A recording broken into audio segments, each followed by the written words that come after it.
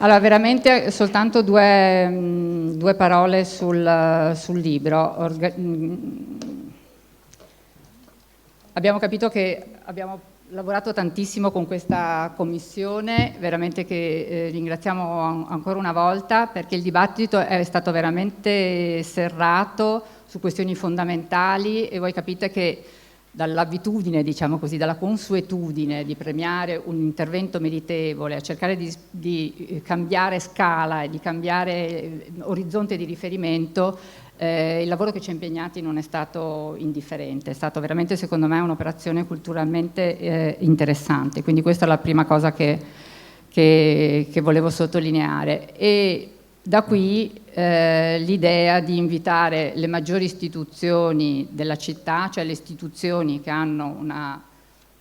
potenzialità di progettualità sulla città, a dare una loro visione, per quanto sintetica, ma crediamo che già questa prima operazione di mettere insieme tanti enti e tante istituzioni che hanno praticamente tutti aderito è stata un'operazione impegnativa ma molto molto interessante, quindi veramente ringraziamo tutti. Francesco, se vuoi aggiungere qualche parola poi... Sì, grazie molte. Ha detto bene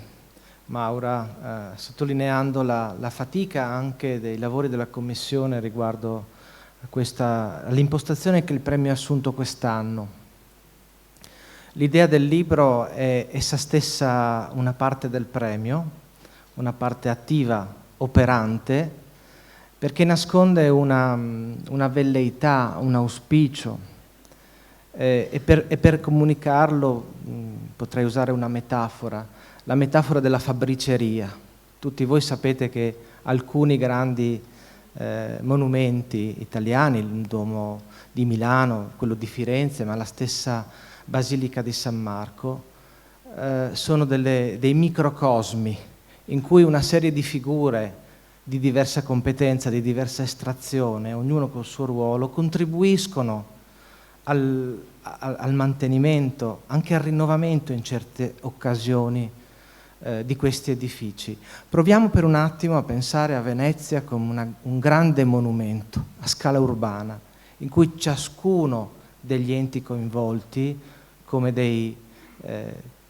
ciascuno come degli artigiani, mi consentite il termine, possano contribuire alla conservazione, alla preservazione, alla tutela di una città che è fatta di case, di ponti, di musei,